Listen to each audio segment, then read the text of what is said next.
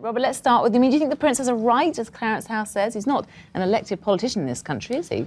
No, but he does have a right constitutionally. He is, in his role as the heir apparent, that's part of his role, to warn government ministers, to be advised and to consult.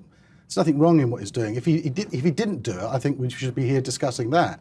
I mean, he has an awful lot to offer to this country. He's been 40 years of experience in this public role. And I think actually a lot of these meetings are at the request of new, inexperienced government ministers who want to hear his perspective on matters. So, yeah, I think he's got a good job to do. He has. I mean, Robert's got a point there, because he wasn't meeting politicians. Everyone would say, well, what is he doing for a living? So at least he's getting involved. The history of this country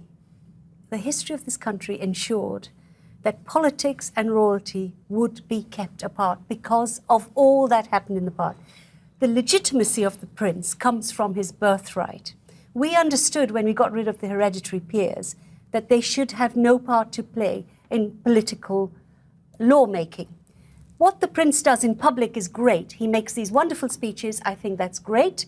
If he wants to have meetings, I mean, it's interesting. The Attorney General said if we saw these letters, we would be affected in terms of what we thought of Prince Charles. So these letters are kept secret. Let us see them. Let us see these letters. I think that would be destructive. It's not necessary to do that. There has to be a dialogue between the heir apparent and government ministers. It's his constitutional right in the system of government that we have.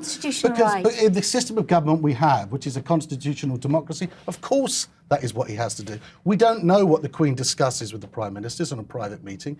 To suggest that she's completely sits there and says nothing would be ludicrous. The fact is, it's up to the Queen and the government, the Prime Minister, to keep that conversation private. But one example we do know is he had a discussion with the Health Secretary, Jeremy Hunt, on NHS funding for alternative medicines. Now, Jeremy Hunt was asked about this and he refused to give any information. Can you sit here and say that alternative medicines are the best things for the NHS? He's not permitting... No, he's not. Lobbyists are there for a particular reason, to actually enhance their position. The Prince of Wales is not there to enhance his position. He is a very experienced man on a whole wide range of broad issues, and he can offer that information that he's got to these ministers. And there's no evidence, is there, Yasmin, that ministers respond and take action to what he has to say? When it comes to architecture, for example, his interventions have had an absolute effect. Thank goodness. No, I'm sorry. This is what he thinks. He cannot claim that kind of power. He has been right on many things. He's not even yet the king, and he's doing all the wrong things. He's going to Cheltenham as the head of the Commonwealth Heads of Government meeting as representing the Queen in September.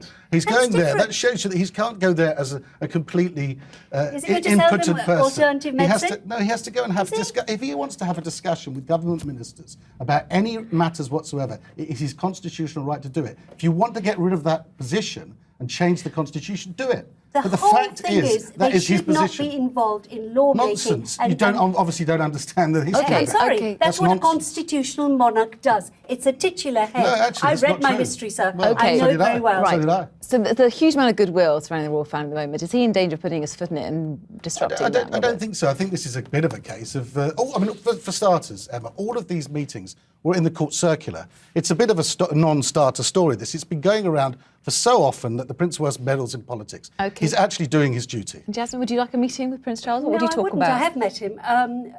Do civil servants go in and take notes? Do we know? Is it on record? It is not. They're not supposed to. The whole point of it is that's it has to remain private. It is why? It's secret. And secrecy is wrong and bad. It's wrong. And on that note, we'll leave it there. I totally disagree with you. Thank you very much for joining me both tonight.